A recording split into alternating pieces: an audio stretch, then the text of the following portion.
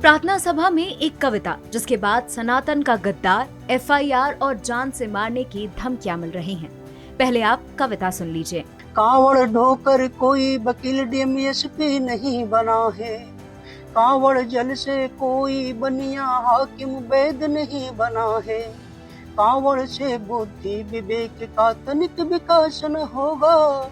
इसके बाद वीएचपी और महाकाल सेवा समिति जैसे हिंदू संगठनों ने पहले पुतला फूका, फिर स्कूल से निकालने की मांग करते हुए एफआईआर दर्ज कराई। बरेली के एक सरकारी स्कूल के शिक्षक ने कावड़ और पढ़ाई को लेकर एक कविता सुनाई थी, जिसके बाद ये पूरा विवाद हुआ। हम उस स्कूल तक पहुंचे, हमने यहाँ के प्रशासन और बच्चों से इस पूरे विवाद पर बात की। मामला बहेड़ी के Mahatma Gandhi memorial inter college Hindi विभाग के टीचर से जुड़ा है। वहाँ पर अक्सर क्या होता है, गांव के गरीब बच्चे आते हैं तो पता लगता है कि बच्चे फीस भी कभी कभी बहुत लेट आ पाते, जमा कहाँ गए, कांवड़ लेने चले गए। अच्छा, फिर डेली उपस्थिति भी रहे, तो बच्चे थे छोटे छोटे, उन्हीं के लिए मैंने जो है वो कविता सुनाई की। उनके लिए शिक्षा की प्रति जागरूक किया कि आप शिक्षालय ज्यादा जरूरी है, पुस्तकालय ज्यादा जरूरी है। पीएचडी कर चुके रजनीश कवि और लेखक भी हैं। साथ ही स्वच्छ भारत मिशन के कोऑर्डिनेटर की जिम्मेदारी संभाल रहे हैं। वो 12 जुलाई तक एबीवीपी के नगर अध्यक्ष भी थे, लेकिन विवाद के बाद उन्हें बाहर कर दिया गया।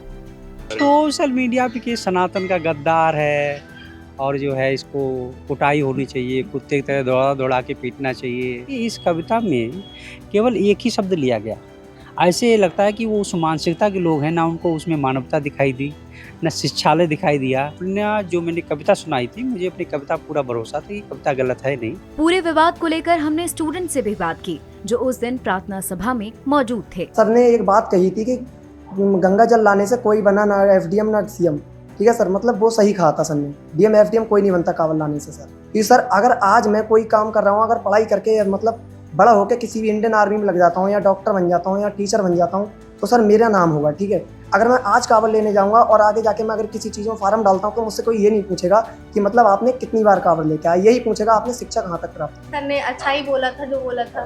सर मेरा मानना ये है सरकार से कि सर 18 वर्ष के बाद ही बच्चों को सर कांवड़ ले जाने की आज्ञा दे। हमने स्कूल के टीचर से सवाल किया कि आखिर कविता क्यों सुनानी पड़ी। जवाब मिला, वो बच्चों इसमें बच्चे जो है ना की उपस्थिति बहुत कम हो जाती है इन दिनों में, क्योंकि हम लोगों पर दबाव भी होता है कि बच्चों की संख्या बढ़ाई जाए, तो मंच से बच्चों को प्रेरित करते रहते हैं। कविता वायरल होने के बाद 14 मई को पुलिस ने रजनीश के खिलाफ बीएनएस की धारा 353 में मुकदमा दर्ज किया है।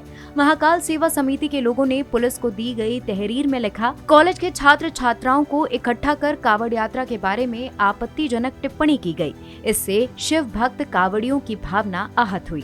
हिंदू महासभा के मंडल अध्यक्ष का कहना है कि टीचर रजनीश जिहादी सोच वाला व्यक्ति है और हिंदू बच्चों को उनके धर्म के प्रति भड़का रहा है।